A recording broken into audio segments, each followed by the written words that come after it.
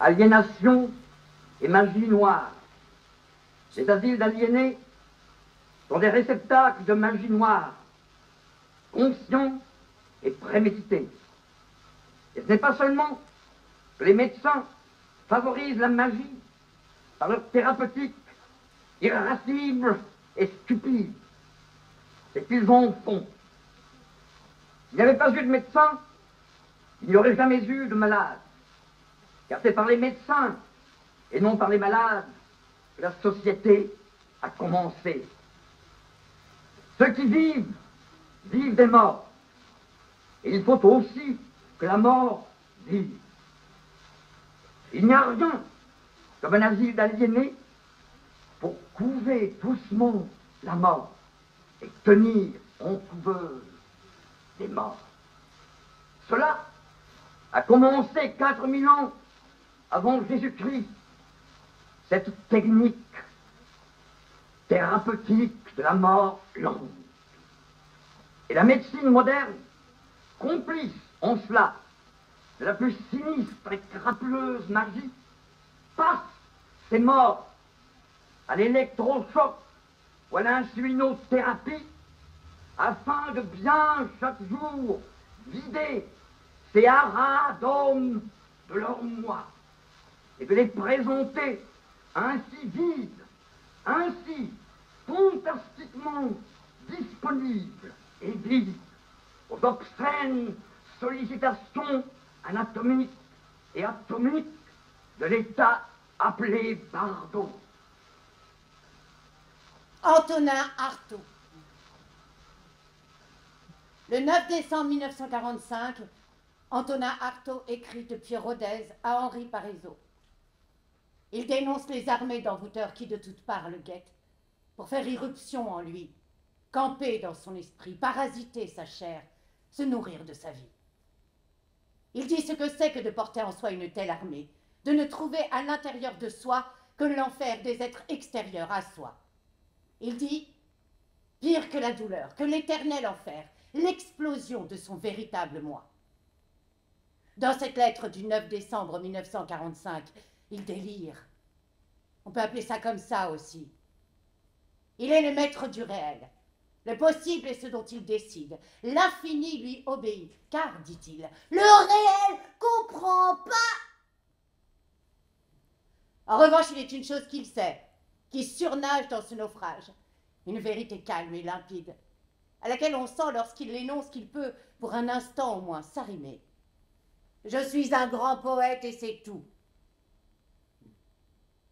Le 10 décembre 1945, au lendemain de la lettre d'Artaud à Henri Parisot, mon père naissait. J'ignore de quand date sa première hospitalisation. J'aurais pu en trouver trace, peut-être, dans l'un de ses carnets.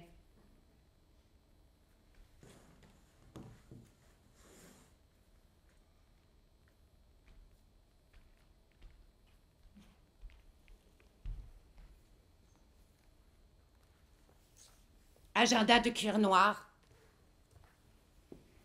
cahier d'écolier, livre de brouillon, bloc à en-tête d'hôtel, feuilles volantes, de quoi remplir des cartons entiers. Mon père n'était pas un grand poète et c'est tout. Il n'a pas inscrit sa souffrance en beauté et en puissance, sa folie en génie à inventer une langue de sacre et de massacre. Tout ce que je sais, c'est que chaque jour de sa vie, ou presque, il a écrit. Pas de récits, sinon de rêves, mais des comptes, des bilans, des listes de choses à faire. Téléphoner aux filles, payer loyer, tenir jusqu'à demain. Le lendemain, il raye et en marge, il écrit « Fait ».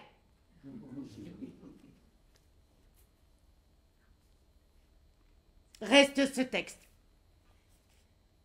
Le mouton noir mélancolique. Près de 200 pages, rédigé à la main d'une écriture soignée. Il a passé les derniers mois de sa vie à l'écrire. Sur la chemise qui renferme son manuscrit, il a écrit « à romancer ». Et à côté, un sous-titre qu'il a ensuite rayé, un spectre dérangeant.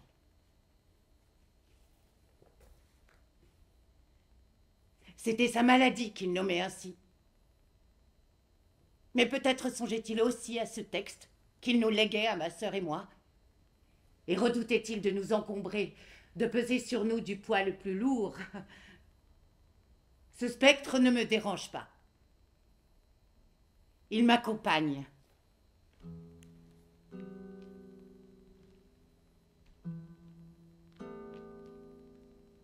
Je le tiens par la main. J'entrelace ses mots aux miens. Je lui prête mon souffle. Je lui rends sa forme. Je le retiens. Je l'ancre sur ma rive.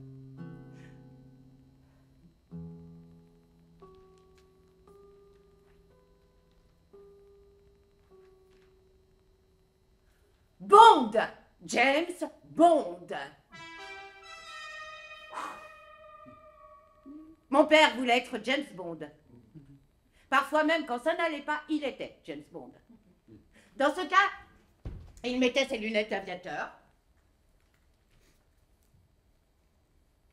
lissait ses cheveux en arrière, et par exemple, il dictait des lettres de candidature à la DGSE et à la DST.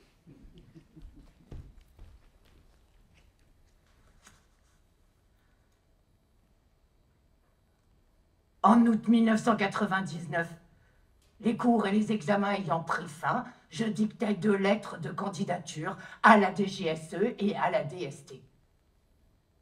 Je pris beaucoup de vin un soir et allai au commissariat donner mes 2 lettres. Malement pris, j'ai passé la nuit au poste. Et le rire du bon Dieu m'est parvenu quand le commissaire en bel uniforme m'a dit « Cela fait drôle à un ancien étudiant d'arrêter son professeur. » Mon père voulait être James Bond parce qu'il voulait être agent de l'ombre. Autre projet à ma mesure. Devenir agent de l'ombre, comme l'on rentre dans un trou de souris. Devenir James Bond, ça n'était pas être plus grand, plus fort, plus beau, plus voyant. Devenir James Bond, c'est aller au trou. Comme cette nuit-là au commissariat. Mais aussi devenir souris. Changer d'échelle, de mesure. Telle la liste de Lewis Carroll tombée au fond du puits. Redevenir tout petit. Se balader avec un chapeau de cow-boy, un pistolet en plastique. Avoir le droit de faire n'importe quoi, des bêtises, des conneries.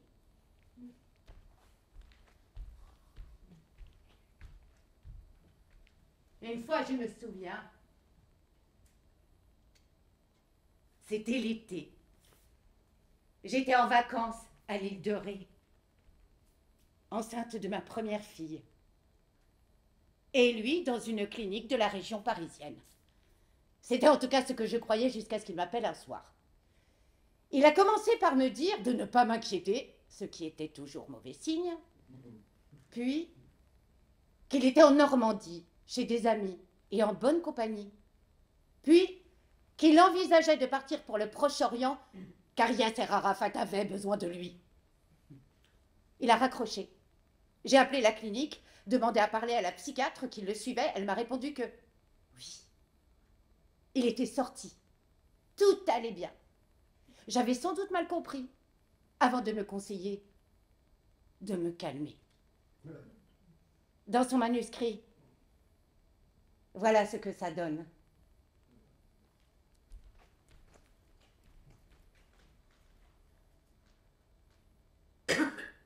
La clinique était assurément belle. Les chambres spacieuses, les repas excellents. Les médecins y pratiquaient un extraordinaire concours d'élégance. J'en vis peu, et peu longtemps à chaque visite. Je perdais déjà la raison. Je m'habillais en cow-boy. J'avais oublié qui j'étais. Je vivais un film ou un joli rêve. Le grand trou noir commençait. La spirale descendante. Je me souviens seulement d'avoir été hébergé en Normandie, de m'être acheté un char d'assaut miniature, d'avoir esquissé le montage d'une énorme société de conseil.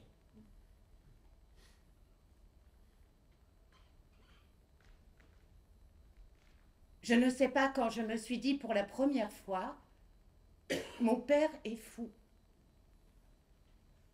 Quand j'ai adopté ce mot de folie,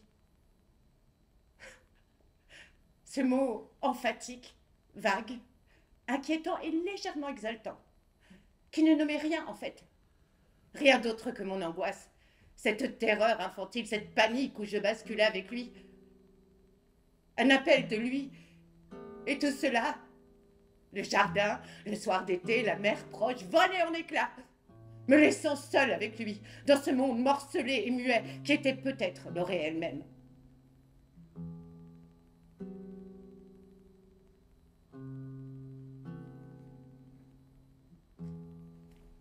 Clown! Ma petite fille est allée au cirque dimanche et j'ai pensé, pourquoi pas clown? Ça n'est pas socialement inacceptable. Dans un joli morceau de roulotte, aller de ville en ville, faire rire les enfants et dormir jusqu'au lendemain. Mais c'est un fantasme, je le sais. Même si, autrefois, je conservais un nez de clown dans un tiroir de mon bureau d'avocat. Si un client était venu me raconter des histoires, j'aurais mis mon nez et demandé « Vous me prenez pour un clown ?» Je ne l'ai jamais fait. On perd sa clientèle et on nuit à sa réputation avec de tels procédés. Il y a en psychiatrie une maladie que l'on nomme maladie du comme si. Ceux qui en souffrent font comme s'ils n'étaient pas malades, comme si tout était normal, comme si quelque chose existait comme la normalité. Cette maladie du comme si, c'est d'une certaine façon celle de la bourgeoisie, c'était celle de ma famille. Qui sait si ce nez de clown, pour peu qu'il l'ait porté, ne l'aurait pas sauvé.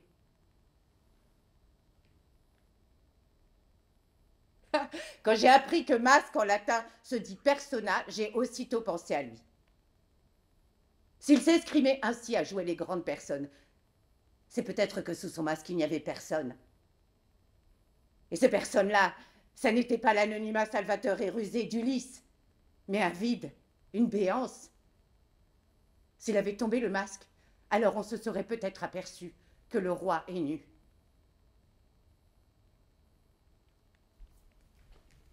Disparu!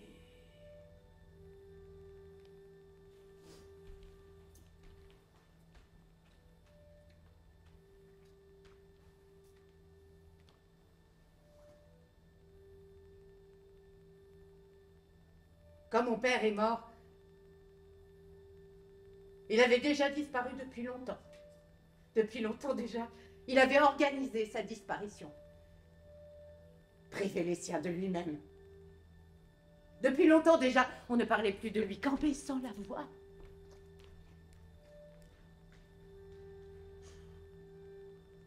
J'évoque donc le suicide. Péché du lâche qui prive les siens de lui-même. En un premier temps, j'ai fait porter tous mes écrits à la bibliothèque de l'université pour qu'ils s'y restent, comme une trace posthume de moi-même.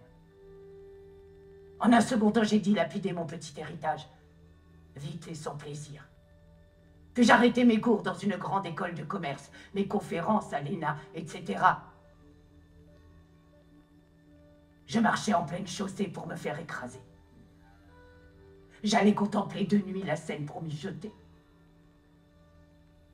Une nuit d'août, je me déshabillais et me jetais à l'eau, cherchant la mort dans les remous. Elle ne vint pas. Dépité, je retournai à la rive, là où étaient les chalands. Et c'est une main secourable qui me sortit de l'eau.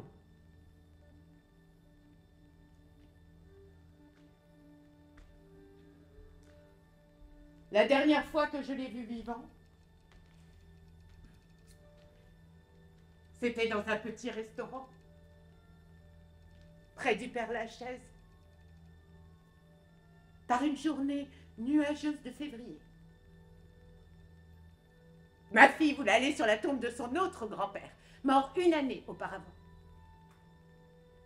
J'étais fatiguée ce jour-là, irritée par le tapage de l'enfant, agacée. Aussi, Parce que mon père, cette fois encore, n'avait pas de quoi payer son déjeuner. Parce que cette fois encore, il ne parlait que de lui, ses problèmes de santé, ses projets insensés, devenir écrivain public, psychanalyste ou coach. Ce simple mot m'exaspérait.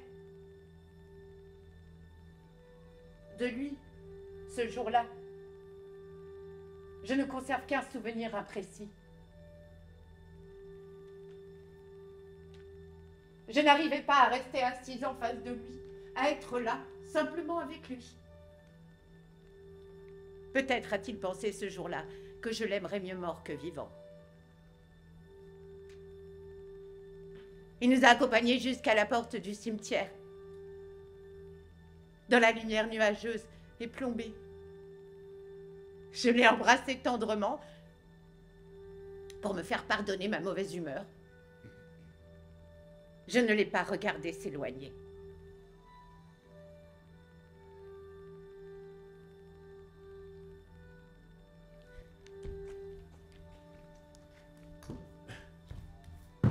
Enfant!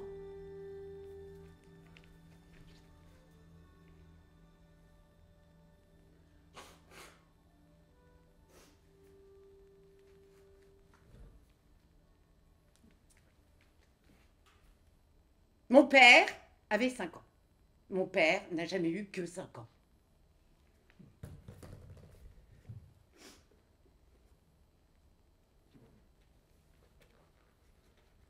C'est à cet âge-là qu'il a rencontré ma mère. Il l'a séduite parce qu'il faisait tout le temps le clown et qu'il était très fort en patin à roulettes. Je suis née de cela. L'histoire d'amour de 2 enfants.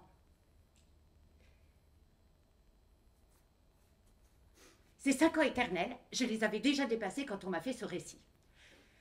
Une sortie de messe dans une petite ville de province un dimanche midi. La fillette aux tresses blondes qui tient sa mère par la main et qui s'ennuie. Et soudain, ce garçon qui passe. Ce petit garçon nerveux et brun qui file à vive allure sur ses patins, puis d'un coup se retourne, fait une grimace, et la petite désennuyée qui éclate de rire et décide qu'elle va l'épouser. J'ai peu de souvenirs de mon enfance. Encore moins de mon enfance avec eux deux. Je n'avais pas 5 ans quand ils se sont séparés. Je ne garde la mémoire que d'un rituel quotidien. La façon dont chaque matin, je le réveillais avec une brosse à cheveux. C'est de ma petite enfance et de la période si brève où nous avons vécu ensemble l'unique scène qu'il évoque lui aussi.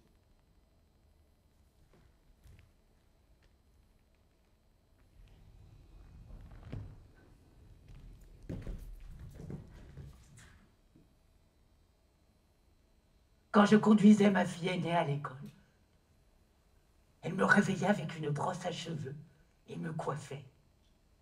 Et puis j'entends un jour mon épouse entrer violemment dans ma chambre, ouvrir les volets en les claquant et me dire « Lève-toi, j'ai l'impression de vivre avec un malade. » Ensuite, il y eut en moi la loi du silence.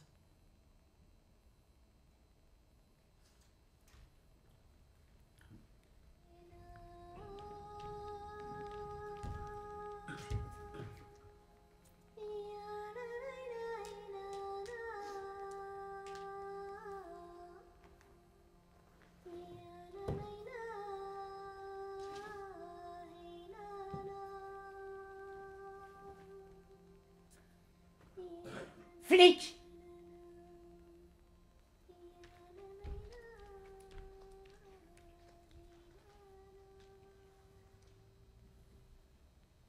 J'espère ma mort jolie.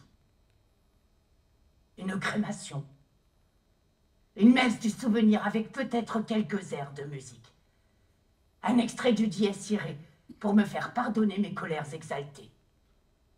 Un autre du De Profundis pour que ma vie dans l'au-delà, avec la résurrection des corps, m'épargne la mélancolie qui a rendu si tumultueux mon passage sur terre. Et puis mes cendres, répandues nuitamment autour de l'église Saint-Étienne-du-Mont. Non, autour de l'église la plus proche. À l'entrée de mon université.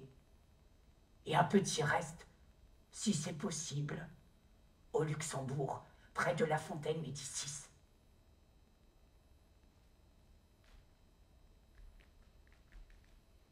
On m'avait donné au Père Lachaise un imprimé qui stipulait qu'il était interdit de répandre des cendres dans un lieu public.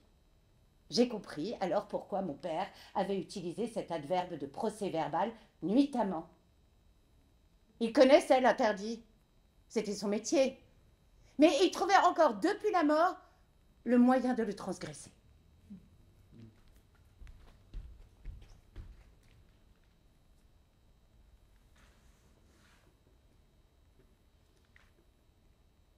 C'est à lui, aux morts, que nous avons obéi.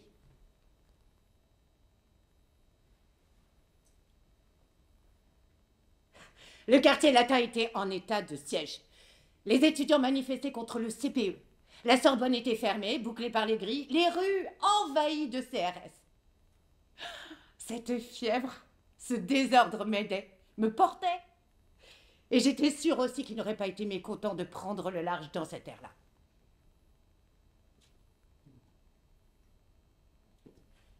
Nous n'avions pas le courage de répandre ces cendres nuitamment.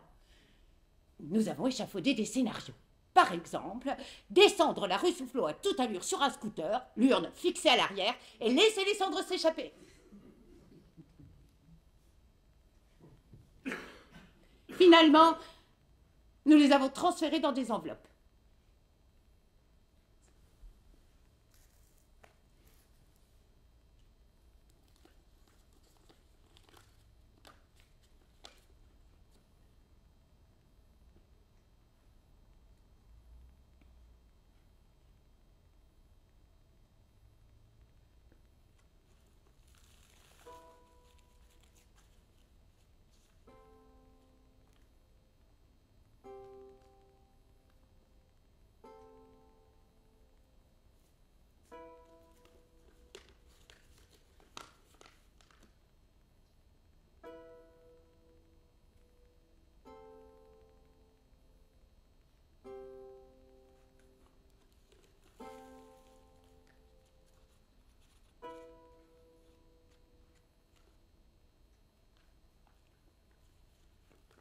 Glissées, ouvertes dans nos poches. Et nous avons, ma sœur et moi, remonté la rue Soufflot dans nos vêtements de deuil, longé les cordons de CRS en souriant pour détourner leur attention, secoué, pas à pas, nos enveloppes.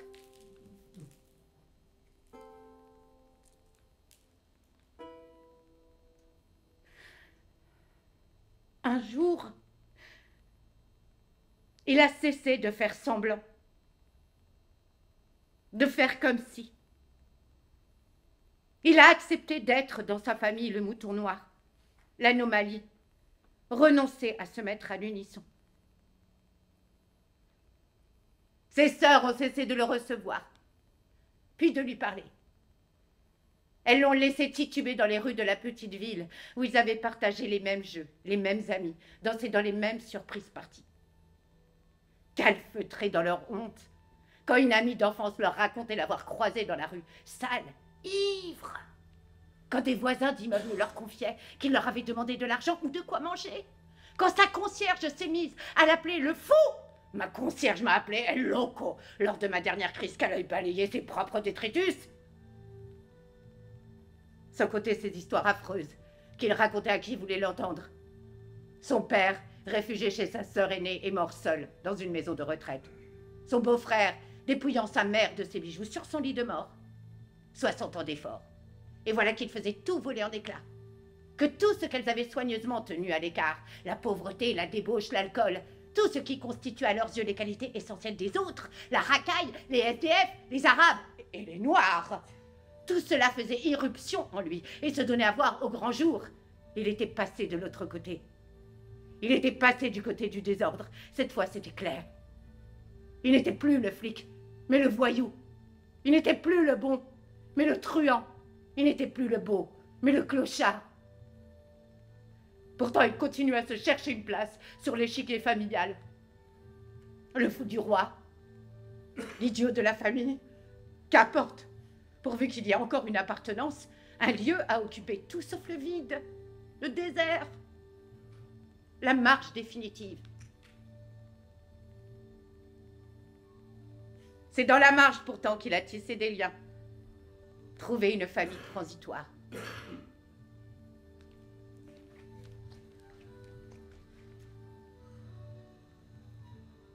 Je me souviens de la terrasse ensoleillée du dernier hôpital, où j'ai mesuré que je ne pouvais en vouloir à Dieu de la nouvelle destinée qui s'annonçait pour moi, épaulée par mes filles. Certains étaient vraiment seuls, comme cette pauvre grosse énurésique qui ne comptait plus les années passées en internement. Ce grand homme qui s'était immolé par le feu, dont le visage était comme fondu, toujours sans visite et toujours d'une grande affabilité.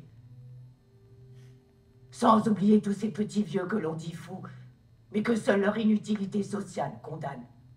Et les SDF. Dans cet hôpital, j'ai beaucoup dialogué. La parole m'étant revenue sous la voûte d'arbres splendides.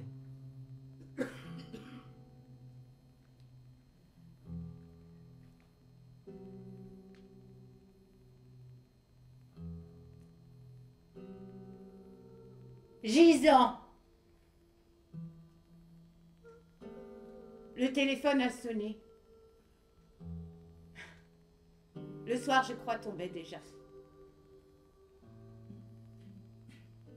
Devant l'immeuble de mon père, des policiers nous attendaient. Ils ne m'ont pas laissé seule avec lui. L'un d'entre eux m'a précédée dans la chambre où il reposait. Il ne me quittait pas des yeux. Il m'ordonnait de ne toucher à rien. J'ai dû lui demander l'autorisation de l'embrasser, de lui prendre la main.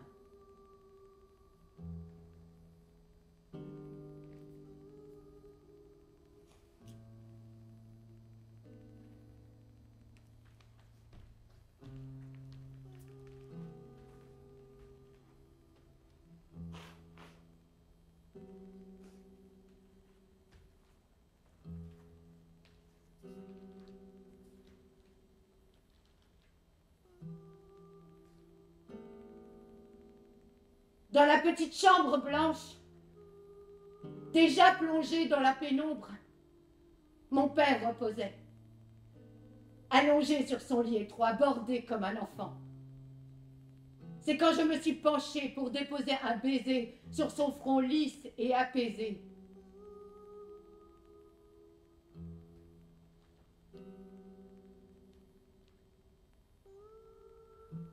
que la petite en moi s'est réveillée, que son corps d'enfant a tressailli, et avec lui, l'empreinte très ancienne, très profonde, de ce corps à ses côtés, de ses bras qu'il avait portés, bercés,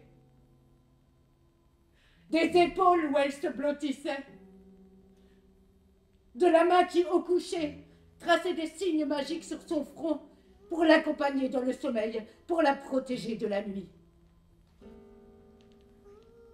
Ce corps d'enfant, en un éclair ressuscité, en un éclair anéanti, arraché, extirpé avec celui qui lui avait donné vie, la laissant, elle, l'adulte, plus creuse et plus vide qu'une jeune accouchée.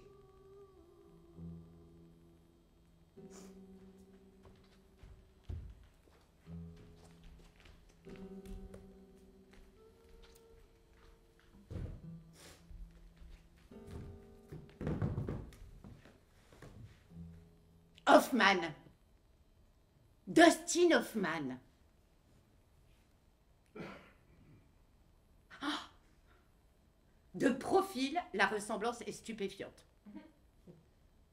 Les cheveux noirs de corbeau, le nez busqué, les joues creuses, la silhouette maigre et nerveuse.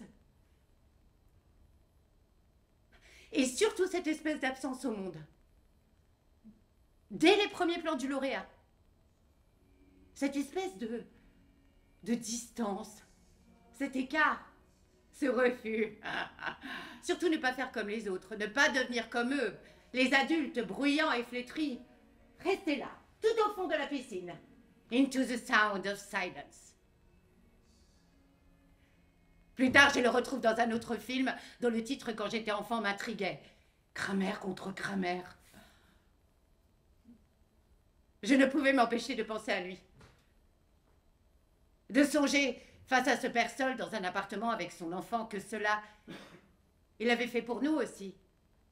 Qu'il lui avait bien fallu, quand nous le retrouvions pour un week-end ou des vacances, tenir en respect ses fantômes, ses délires, pour accomplir les gestes qui guident la vie, préserver dans le chaos où il était des horaires et des règles, nous donner des bains dans la baignoire où le reste de la semaine il lavait ensemble ses chemises et son chien, nous préparer à dîner, tracer sur nos fronts le soir au coucher les signes magiques qui nous protégeaient.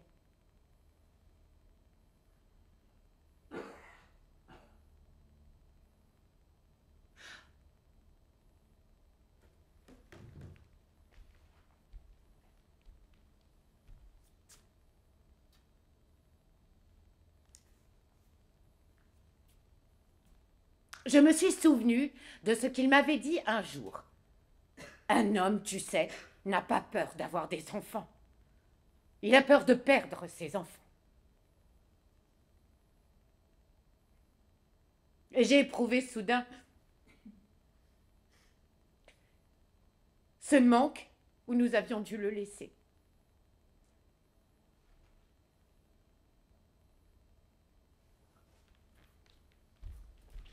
Illuminé. Dans le manuscrit de mon père, il y a 15 pages écrites par moi. Ou plus exactement 15 pages réécrites par lui. Mon père y parle d'un texte très ancien, un texte grec, un traité de Plotin. Dans ce texte, il est question de l'âme et du corps. Du moi aussi, de ce moi que Plotin nomme le nous, car, dit-il, nous sommes plusieurs. À la fois l'animal qui souffre et jouit et l'âme impassible et inaltérable, à la fois le Dieu et l'animal. Pendant des années, ce texte m'a accompagné. Je l'ai traduit, commenté, et quand il a été publié, je le lui ai apporté à l'hôpital psychiatrique. À chaque visite, je le voyais sur sa table de chevet, parmi les romans qu'il ne lisait pas, les journaux qu'il n'ouvrait même pas. Puis mon père est sorti de l'hôpital. Il a commencé à guérir. Il a recommencé à lire.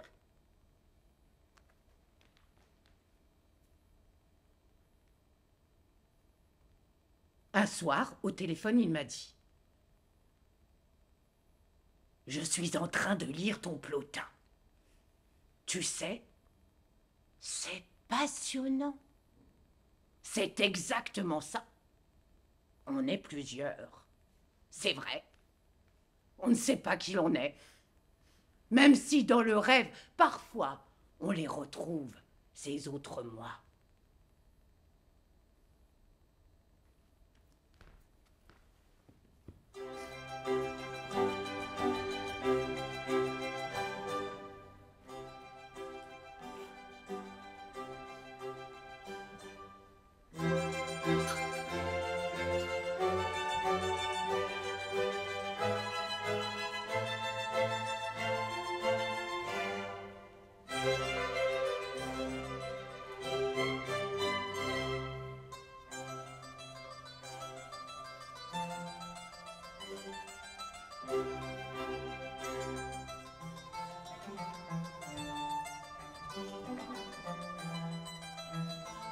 Jésuite. Dans le théâtre d'ombre de mon père, à côté du procureur implacable, siège un père jésuite. Il a l'œil vif, l'air faussement débonnaire, il fume la pipe et sous sa soutane, ses pieds sont gelés. Tous les matins, il fait irruption dans ses rêves pour le réveiller. À chaque réveil m'attendait le procureur, moi, ou le père jésuite, je ne sais. Pour son réquisitoire, le premier. Son œuvre de culpabilisation, le second. Ses assises morales tous les matins m'exposaient à un réquisitoire litanique et implacable, me crucifiant sur mon lit. Idiot!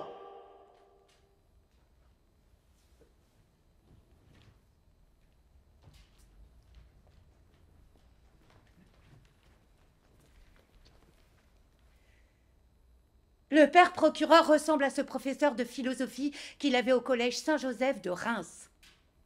Un dur. Un ancien déblindé dans le régiment de De Gaulle. Bon professeur, cependant, qui connaissait ses auteurs par cœur et, malgré ses pieds gelés, en parlait avec chaleur. À part ça... Adolescent en pension, le réveil était affreux. À 6 heures, au son d'une trompe faite d'une corne de mouton noir. Il faisait nuit. La cour était éclairée par de hauts projecteurs blafards. Et en nous voyant en pyjama rayé, je pensais au camp de concentration. Merci, Saint-Ignace.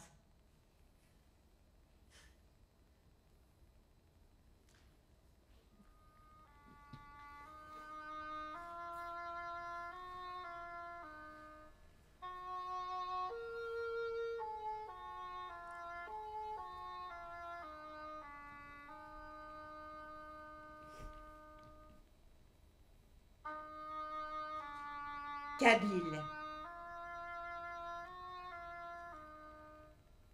Tout homme porte une terre promise. Une terre où peut-être ses pas ne le conduiront jamais. À laquelle nulle histoire, nulle origine ne leur racine. Dont certains rêvent seulement parfois lui apportent la couleur, le parfum. Une terre à laquelle si par hasard il la touche un jour, il sait qu'il appartient. Cette terre, pour mon père, était au-delà des mers. Elle avait le relief de la Kabylie, la lumière du Maroc et de l'Algérie, la blancheur du désert. Cette terre, arasée par la lumière, c'était aussi pour un enfant grandi pendant la guerre d'Algérie, la terre des rébellions et des dangers. Celle dont à table chez ses parents devait taire le nom. Se raconter quand même parfois, à mi-voix, une fois les enfants couchés. Les violences et les horreurs, les félagas, les tortures, les visages fendus d'une oreille à l'autre par le sourire kabyle. Il s'est mis à chercher cette terre, à même la ville grise et froide où il vivait. Des heures, il marchait, funambule sur la corde raide de son délire, les yeux grands ouverts sur son rêve éveillé. Des voitures freinaient pour l'éviter, des passants le frôlaient. Il ne les voyait pas. Il continuait à avancer, le dos bien droit et les yeux écarquillés. Et voilà qu'autour de lui, la nuit trop claire des cités prenait la grande noirceur des ciels du désert. Par-delà le périphérique, les étoiles s'allumaient. L'asphalte sous ses pieds avait la douceur du sable. Les tours de béton se dressaient comme des palais d'Orient. Il était le fils d'un roi d'Orient, d'un prince du désert, d'un homme fort et puissant. Et s'il tombait, il allait tomber. Cet homme le rattraperait, le prendrait dans ses bras, l'emmènerait avec lui là-bas.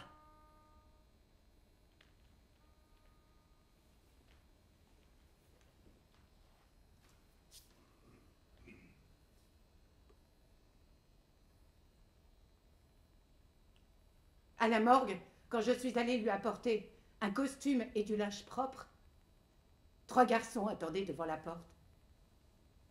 Ils avaient comme lui le teint bistre, le nez arqué.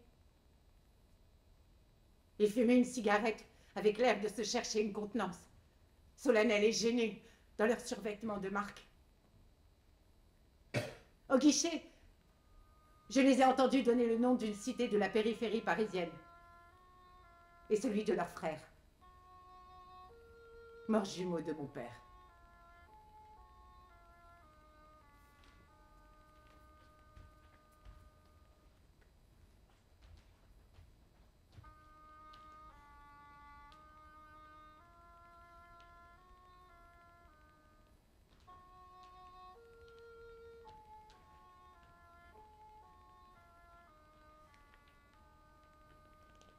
Quand je suis revenue quelques jours plus tard pour la levée du corps, des femmes les avaient remplacées, nombreuses, drapées de voiles multicolores, Elles étaient assises en face de moi, sur toute la longueur d'un banc. Elles chantaient à voix basse, lèvres fermées, en se balançant, d'avant en arrière.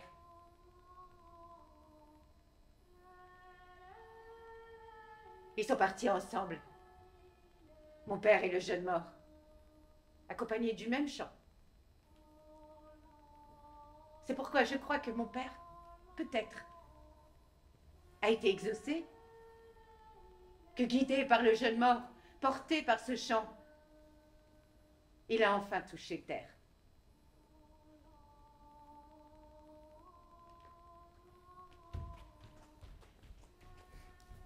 Léo, Jean-Pierre Léo. Ma mère et mon père, un jour, étaient assis côte à côte au cinéma. Le film avait commencé. La salle était plongée dans l'obscurité, quand ma mère a entendu grincer un fauteuil derrière elle. Machinalement, elle s'est retournée. Et elle a vu mon père qui s'asseyait. Pourtant, il était bien là, à sa droite. Il n'avait pas bougé. Elle a passé le reste de la séance à se demander qui était ce double surgi dans l'obscurité. Quand les lumières se sont rallumées, elle a reconnu Jean-Pierre Léo. D'où il faut conclure que Jean-Pierre Léo ressemble à Dustin Hoffman. Ou que de là à l'autre, mon père fait le lien. Une image coupée au montage. Comme l'Antoine Douanel de Baiser volé, mon père aimait les femmes plus grandes que lui. Comme l'Antoine Douanel de L'amour en fuite, il lui arrivait aussi de s'éprendre de petites brunes aux yeux verts et à la voix pointue. Sa seconde femme, cela me frappe tout d'un coup, était le portrait de Marie-France Pizier. De son vrai nom, Evelyne Cruchot, elle se faisait appeler Ève d'Arsac. Elle n'était pas avocate, l'avocat c'était lui, mais soprano légère, très légère, une demi-mondaine. Elle a épousé mon père. Elle a fait de lui son agent pour l'aider dans une carrière qui tardait à démarrer. Au bout de 2 ou 3 ans, elle l'a quitté en important ses chéquiers.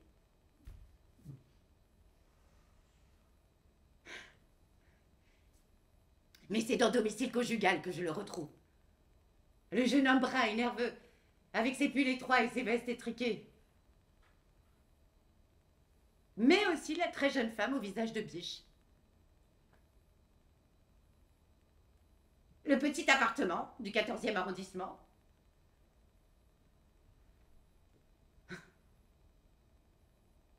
Et surtout l'extrême jeunesse de ces deux-là.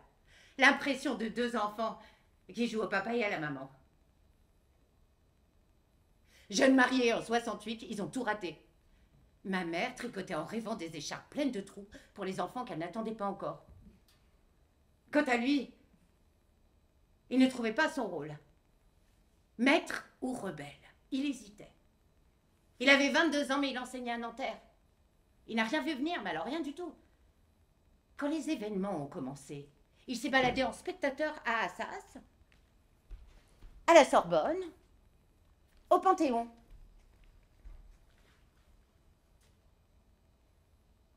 Ma femme et moi, jeunes mariés, ne sommes sortis qu'une fois la nuit. La radio annonçait que les nouveaux gaz lacrymogènes rendaient les étudiants aveugles et qu'il fallait par tous les moyens apporter de la gaz, du coton, de l'éther à la faculté de médecine. Enfants de médecins tous deux, nous étions doublement concernés. Nous avons pris la voiture sur laquelle j'avais collé des croix rouges fixées sur des mouchoirs blancs et nous avons filé jusqu'au carrefour de l'Odéon. Ma femme tricotait dans la voiture. J'ai eu droit à un jet de grenades lacrymogènes, car j'avais bêtement laissé ma vitre entrouverte. Mon épouse rien, heureusement, sinon qu'elle avait raté un rang de tricot.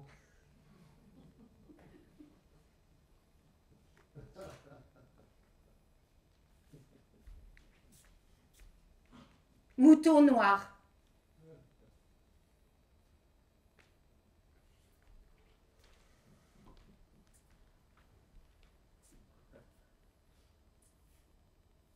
Quand le qualificatif de mouton noir m'a été infligé par mes sœurs, j'aurais pu sourire.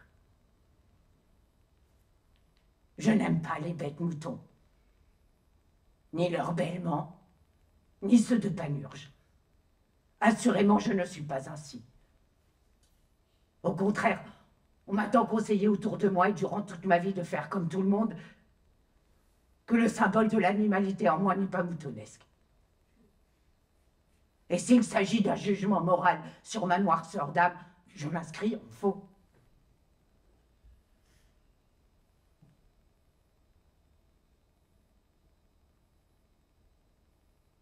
Comme tout un chacun, j'ai de l'ombre en moi. Mais au moins suis-je familiarisée avec elle et prévenue contre elle. J'ai en effet un spectre bipolaire. Et je le soigne. Quand il s'agite avec force, comme dans le train fantôme des fêtes foraines, je vais là où m'en protéger, discrètement, et de moi-même.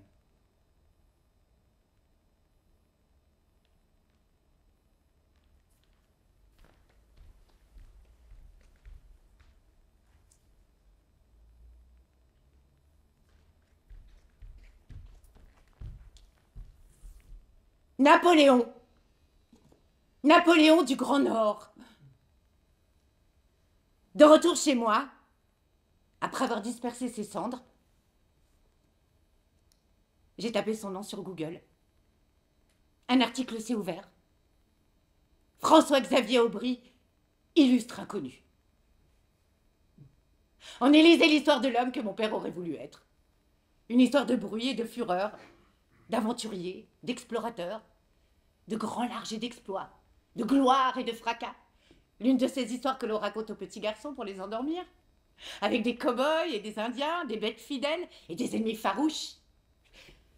Le premier François-Xavier Aubry est né comme mon père en décembre, d'une famille qui, comme la sienne, était originaire de Saint-Malo.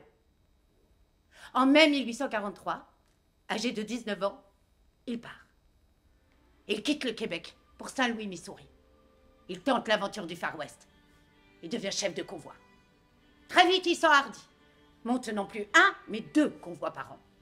Entre 1846 et 1856, il organise 16 expéditions, parcourt 14 fois la route de Santa Fe, 2 fois celle de Chihuahua. Sa renommée grandit. Bientôt, il est connu à l'égal de Kit Carson, de Thomas Fitzpatrick, des grands trappeurs, des grands pionniers, découvreurs de l'Ouest, pourfendeurs d'Indiens, ouvreurs de routes.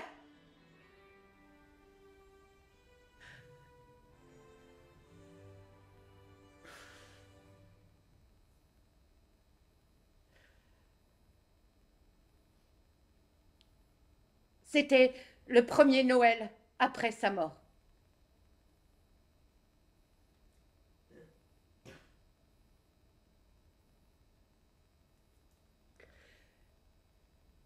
L'année précédente,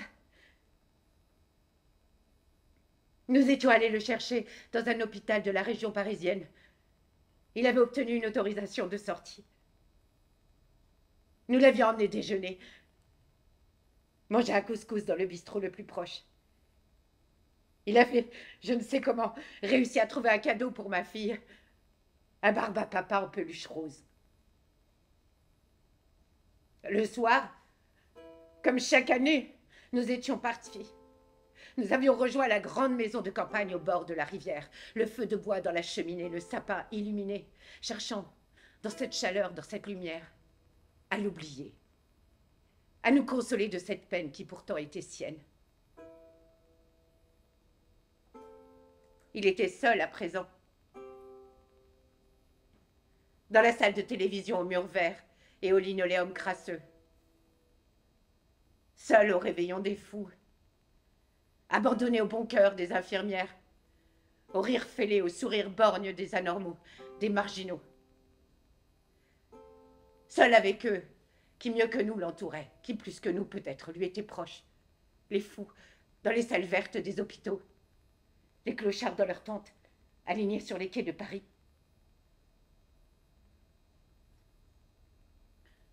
Ne nous disait-on pas que nous ne pouvions rien pour lui? Que c'était à nous qu'il fallait penser? L'avais-je assez entendu cette injonction à l'indifférence, à la survie peut-être aussi? Appuyé sur une vérité première, c'est lui le père et toi l'enfant. Mais précisément, attablé avec l'autre famille devant la dinde fumante et les flûtes de champagne, je demeurais sa fille. Il fallait bien quelqu'un pour recueillir le cadeau empoisonné de l'hérédité. Sur son carnet, la veille de sa mort, il avait écrit en grosses lettres « Moi, le père impuissant ». Il fallait bien quelqu'un pour honorer ce père-là. L'honorer. Partager sa honte et son déshonneur. D'autant que le silence, ce premier Noël après sa mort, était assourdissant. Au jour tombant, j'ai brisé le silence. Fait un pas de danse. Un pas de côté. Du côté des solitaires, des clochards et des fous. Du côté des morts dont on couvre la voix. C'est pourquoi ce jour-là, j'ai prononcé son nom, à haute voix. François-Xavier Aubry. Le Napoléon du Grand Nord. Ai-je dit très fort. Tandis que l'on feuilletait l'un de ces livres idiots que l'on offre ces jours-là. Un dictionnaire des noms propres. Que quelqu'un avait ouvert à la lettre A, s'étonnant qu'il eût tant d'Aubry au Québec. Mais c'est, ai-je dit très fort, à cause d'un explorateur fameux, venu de Saint-Malo, François-Xavier Aubry, le Napoléon du Grand Nord.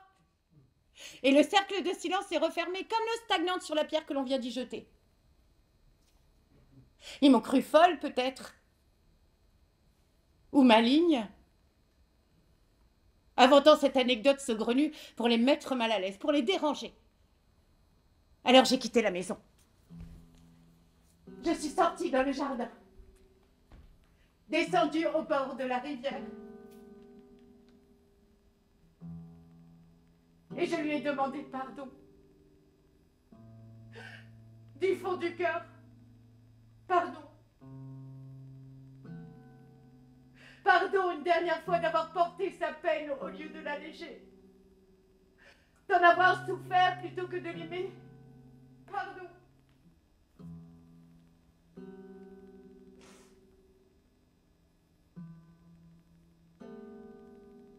D'avoir tant cherché à me consoler de lui.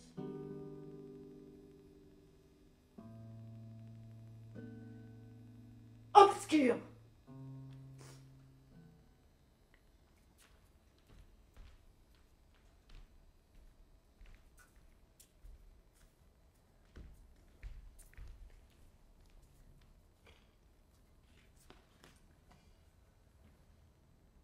J'étais sur la rive droite d'une rivière où se trouvait une maison. Et je voyais ma femme sur l'autre rive avec son vélo bleu, habillée de couleurs gaies et me faisant un sourire et un au revoir adorable. Elle allait vers le soleil. Moi, je partais de l'autre côté, vers la pluie et le vent, la terre des morts et des prêtres. Je descendais dans la cave de la maison. Et j'y trouvais de très vieilles dames, plus mortes que vivantes, assises en carré, entourées d'objets sinistres, des crânes, des crucifix, des bignoux crevés, des maquettes de vieux bateaux dématés. Ce rêve me signifiait que deux univers se séparaient.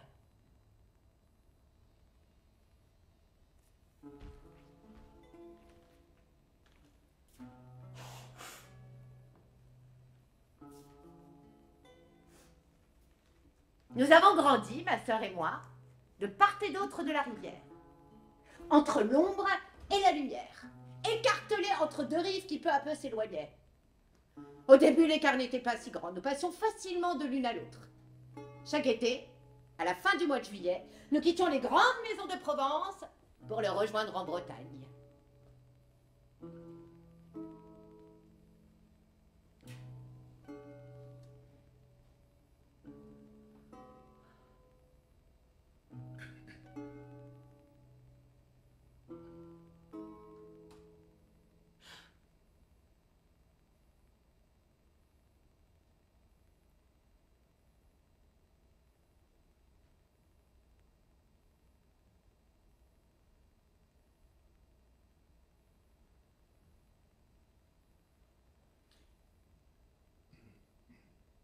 Un soir,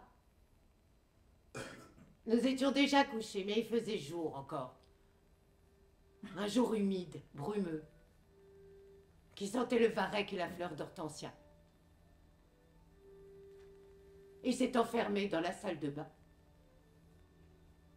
A-t-il crié, pleuré, dit qu'il n'en pouvait plus? Je ne sais pas. d'où vient que je le vois encore, assis sur le rebord de la baignoire, un rasoir à la main. Je n'ai rien vu pourtant, juste entendu. J'ai couru jusqu'à la chambre de mes grands-parents. Ma grand-mère, cette femme toujours si élégante, apprêtée, qui ne sortait jamais de sa chambre qu'habillée, coiffée, maquillée, s'est levée d'un bond. Sa chemise retroussée, tel bas au beau, relevant ses jupes pour faire rire Déméter endeuillée. Sauf que je n'ai pas ri, et que c'était mon père qui était en enfer. Cela non plus, je n'aurais pas dû le voir. Cela aussi, c'était le monde retourné. Les jours suivants, j'ai oublié. Pirate. L'été suivant, nous avons quitté la Bretagne, la terre des morts et des prêtres, pour le bassin d'Arcachon. Mon père était toujours vêtu de blanc.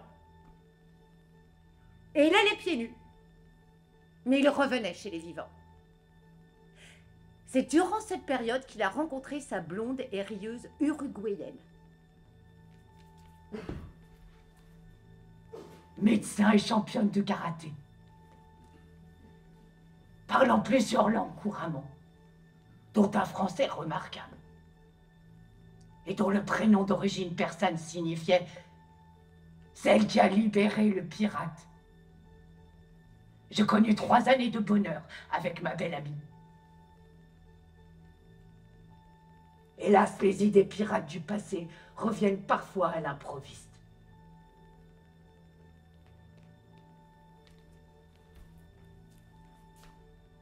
Au terme de 3 années, elles sont revenues. Plus violentes d'avoir été contenues. Elles les ont séparées. Qualité! Homme sans qualité.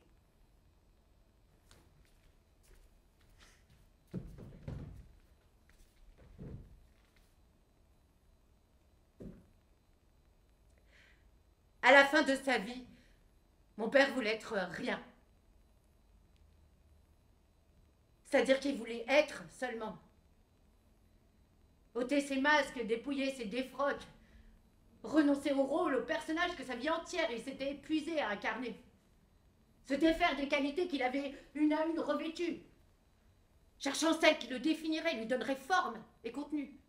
Et ainsi il allait, essayant son nez de clown, ses lunettes d'espion, son bandeau de pirate, sa peau de mouton noir, éternel enfant de 5 ans, prenant devant son miroir les poses des vies rêvées, cherchant celle qui, enfin, collerait à sa peau, s'imprimerait sur ses traits, celle dans laquelle sa foule intérieure pourrait se rassembler, dire d'une seule voix « C'est moi !»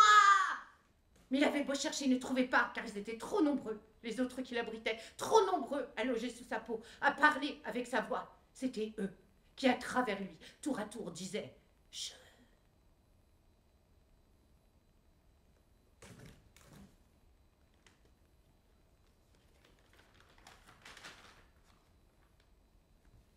Qualité sans homme, attribut sans moi, atome pulvérisé autour d'un centre absent.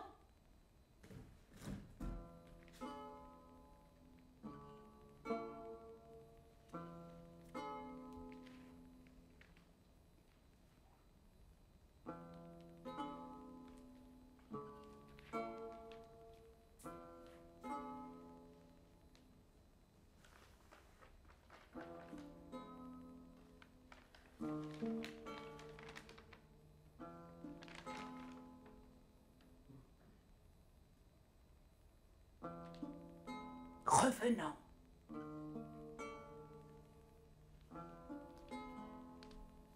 Peu de temps avant la mort de mon père, j'ai retrouvé un homme, jadis follement aimé. J'avais 18 ans alors. Il était beaucoup plus âgé. Nous nous sommes retrouvés ce soir-là à une fête organisée par des gens que je connaissais vaguement sur une péniche. Je suis montée sur le pont pour fumer une cigarette. Un homme s'y tenait, accoudé au bastingage, un bonnet enfoncé jusqu'aux oreilles. Il s'est mis à me parler. 18 ans après, toujours aussi fébrile, aussi volubile. Et sa voix résonnait dans le silence de la neige. Nous sommes descendus danser. Il a ôté son bonnet, Ses cheveux, autrefois roux comme la flamme, étaient devenus gris. Quelques semaines plus tard, il m'a invité à déjeuner. J'ai marché longtemps après, en proie à une espèce de sidération. Il y avait un mauvais tour, un dieu moqueur, une traîtrise dans cette durée annulée, ce passé immiscé dans mon présent. Cet homme surgit dans la neige et qui me disait qu'il n'avait jamais cessé de m'aimer.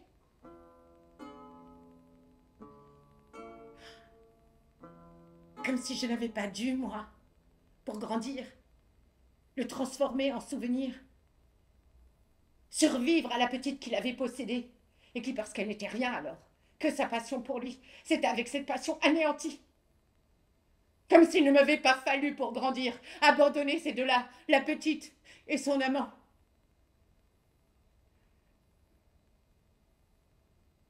Au lendemain de ce déjeuner, j'ai appris la mort de mon père.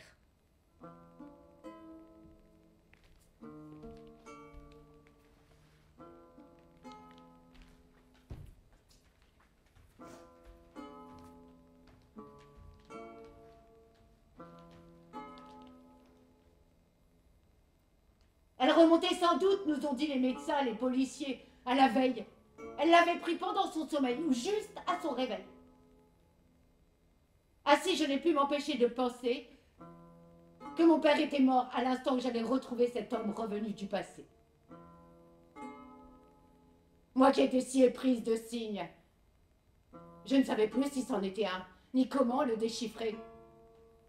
Un châtiment? Une consolation? Un tour de passe-passe? Une ironie souveraine des dieux qui se moquaient? S. D. F. Il est parti pieds nus, m'a dit mon grand-père ce jour-là au téléphone. C'était le jour de mes 30 ans, je m'étonnais qu'il ne m'ait pas appelé. Mon père a disparu. Il est parti pieds nus. Mon père a disparu. Il est parti pieds nus. Fuir. Fuir à court de maîtrise. Prendre un train sans billet. Marcher dans le flot des voitures, de Saint-Germain-des-Prés jusqu'à l'Arc de Triomphe. Marcher, marcher, marcher encore dans la nuit, sans papier ni argent, jusqu'au ghetto des environs de la ville. Et me retrouver au petit jour, dans un foyer africain. Puis ramené avec bonté par des chauffeurs de taxi jusqu'à la maison du père. Avec un grand sourire et un vœu de bonne nuit. Des dents très blanches éclairant ma nuit. Il n'y a pas de SPA pour les chiens hommes perdus sans collier. Il y a le cachot ou l'hôpital psychiatrique de la police.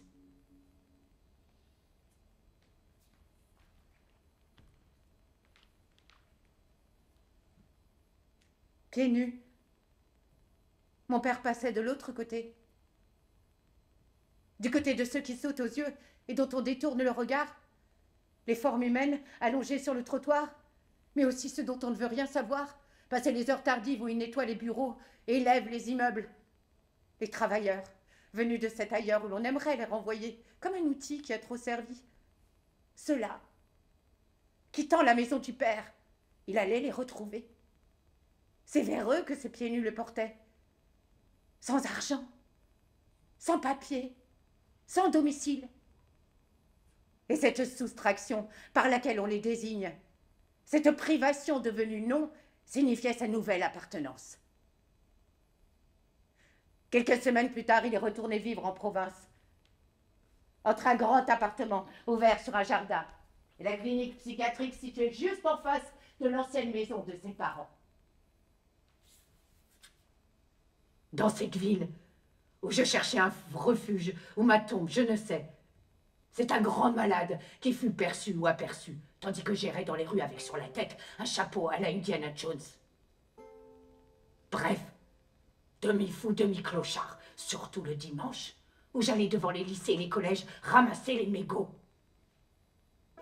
J'eus si faim un dimanche après-midi que j'allais à l'hôpital, mendier un sandwich et reçus en outre une barre chocolatée.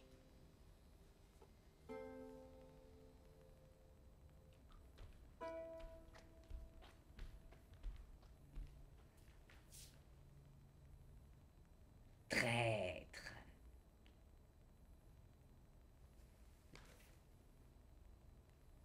Traître, je le suis aussi. Écrivant cela, transcrivant ces mots, à romancer. Traître à tout ce que je ne dis pas, à tout ce que de son texte je ne transcris pas.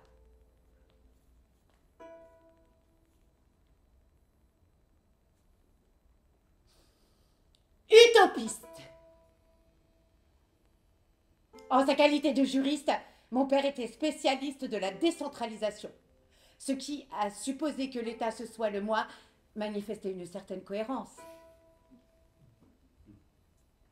Il avait très jeune soutenu une thèse brillante sur le sujet, fondé un enseignement universitaire, publié livres et articles.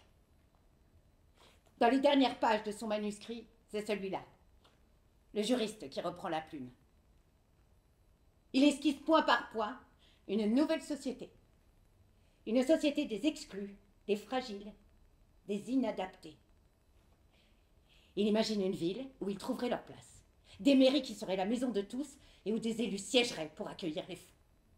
Il fait l'éloge de l'État-providence et des mouvements libertaires.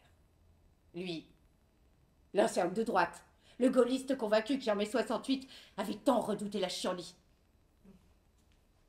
Il cite le préambule de la Constitution européenne et souligne qu'il y est fait mention des plus fragiles, des plus démunis, des minorités et de leur protection.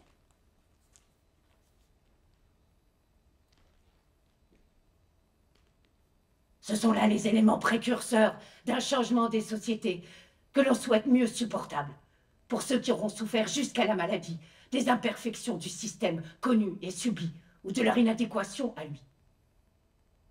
Ces textes élaborés pour des citoyens dont la majorité, voire la totalité, sont considérés a priori comme normaux, signalent un progrès de la philosophie politique. Avec l'introduction de la notion de bien commun. Et finalement, au moins pudiquement, d'un principe de bonté.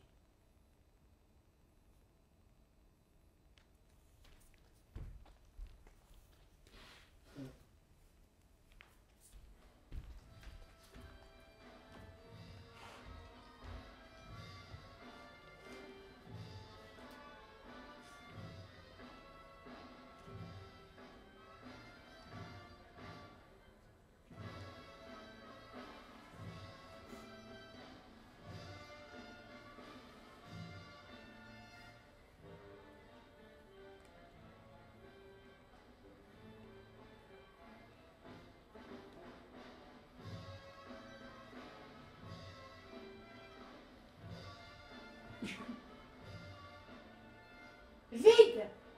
Maître du vide! Je fuyais, marchais sans fin dans la nuit. De retour chez moi, il ne me restait qu'à dormir, puis à revenir à moi, par force d'âme, comme on dit.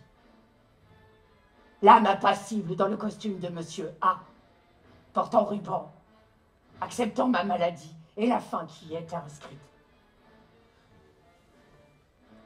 Je m'habillais et m'asseyais à ma table de travail. J'étais Monsieur A, trônant dans son bureau empire, comme le maître du vide d'une cité engloutie.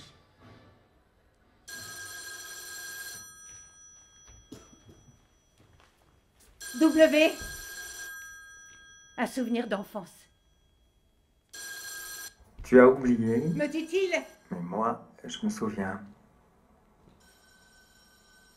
Le téléphone sonne un soir. Tard. Je viens d'apprendre que je suis enceinte de ma deuxième fille. Une voix d'homme, douce, presque tendre, m'appelle par le nom que l'on me donnait quand j'étais enfant. À cette voix, je ne peux faire correspondre aucun visage. Pas plus qu'au nom de cet homme que j'ai lu pourtant après la mort de mon père sur une lettre de condoléances. Nous habitions juste au-dessus de chez vous. Tu montais nous voir. Nous t'adorions. Tu étais pétillante. Nous nous voyions souvent, tous les quatre, avec tes parents. Ainsi ma mère et mon père comptent encore pour deux. Nous habitons votre appartement, tu sais. Quand vous l'avez quitté, Quand ils se sont quittés. nous y sommes installés. Nous avons conservé les peintures vertes de l'entrée, tu te souviens? Et cette petite chambre au bout du couloir? Oui, je me souviens. C'était le bureau de mon père. Je les vois encore enfermés à écrire sa thèse. Un jour où j'en avais eu assez de le voir travailler, j'avais jeté ses lunettes par la fenêtre. Cette petite chambre, c'est la mienne à présent. Tu peux revenir, tu sais. Quand tu veux.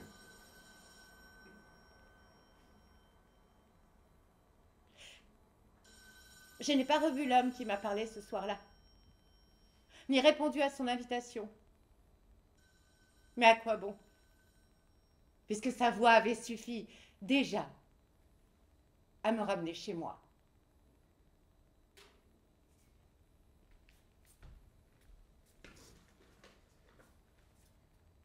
Xavier. Mon père portait un double prénom, sonore et compliqué. L'un de ces prénoms qui marque sans ambiguïté une appartenance bourgeoise. Ma grand-mère prenait soin toujours de le prononcer en entier. Par commodité, beaucoup de ses proches appelaient mon père par son second prénom, Xavier. Personne ne l'appelait François. Un jour, au téléphone, alors qu'il vivait à Soissons depuis plusieurs mois déjà, il nous a annoncé, à ma sœur et à moi, qu'il allait héberger dans son appartement, trop grand, trop vide, depuis la mort de son père, un jeune homme du nom de Jean-Maxime, très sympathique, réflexologue de son état, avec lequel il partagerait le loyer et des séances de méditation. Nous en avions entendu d'autres, des délires. Bientôt, c'est Jean-Maxime qui s'est mis à répondre au téléphone. Vous voulez parler à François? J'ai hésité un moment avant de comprendre que c'était mon père qui l'appelait ainsi. Le jour où il s'est effondré dans la rue, terrassé par une crise cardiaque, ce n'est pas Jean-Maxime qui nous a prévenus, mais la police. Il nous a pourtant rejoints à l'hôpital le lendemain. Il s'est mis à nous parler de notre père, comme de quelqu'un que nous aurions un peu connu et perdu de vue. François est un type bien. Il traverse une mauvaise passe. Ne vous inquiétez pas, on va le sortir de là. Il a besoin de compagnie. Il ne nous a pas dit que mon père buvait à en crever, s'effondrait dans la rue, n'avait plus de quoi manger. Nous sommes retournés à Soissons une dernière fois pour vider l'appartement. Jean-Maxime avait déjà déménagé. En rangeant des papiers, je suis tombée sur un jeu de photos. Un homme qui doit être mon père. Manifestement ivre, le regard troublé et perdu, une canette de bière à la main. Jean-Maxime à côté de lui, chacun avec une fille sur les genoux.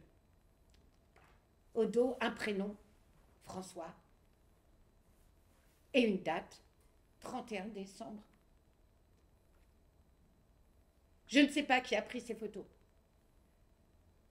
Je ne sais pas non plus qui était ce François.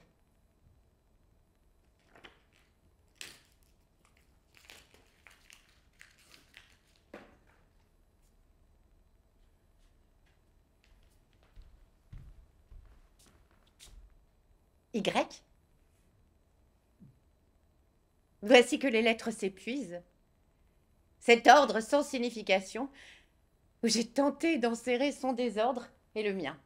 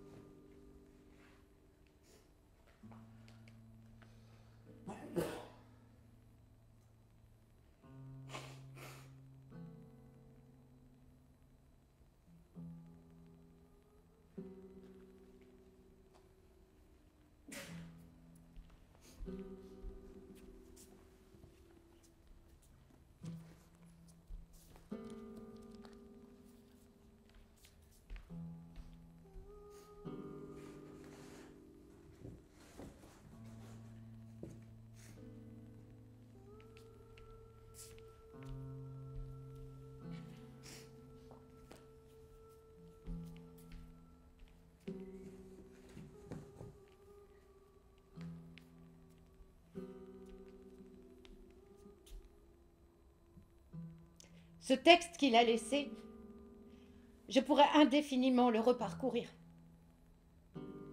indéfiniment le recomposer. Que se passerait-il si je le refermais? Que se passera-t-il quand je le refermerai pour le ranger? À faire classer, avec ses journaux et ses carnets. Ce texte où sa voix résonne encore. Ce texte qu'il aurait tant voulu publier.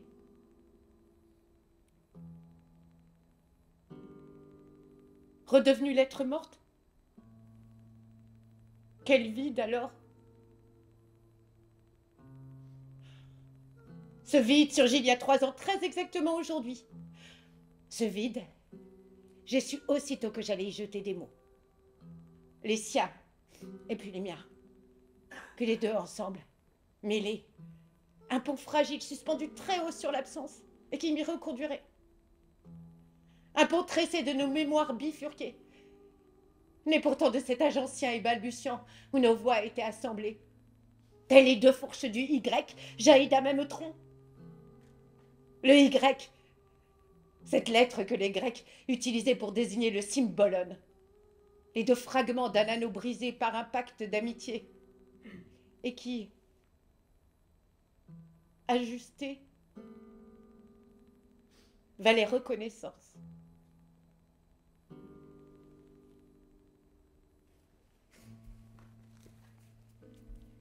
Zélie!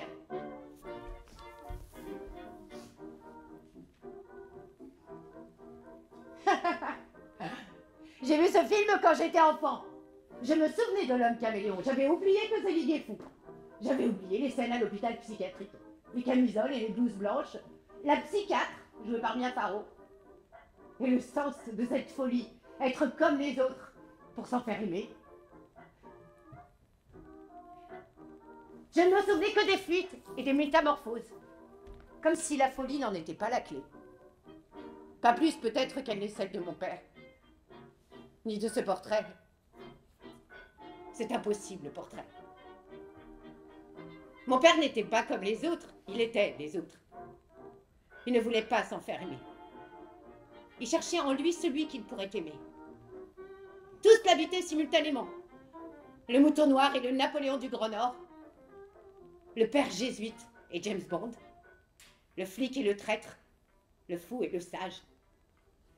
Tous logés de force en un seul corps, qui par eux a souffert 1000 morts et vécu autant de vies. Réunis en une seule présence, désormais anéantie. Cette troupe de masques, une dernière fois j'en ai soufflé l'appel dans ma corne de mouton. Il a refusé la tombe, la pierre. Le masque de gisant est l'ultime visage. Il a préféré les cendres à tout vent dispersé. Peut-être a-t-il trouvé dans le désert blanc de la mort ce que depuis toujours il cherchait. Le droit, enfin, de ne plus être quelqu'un.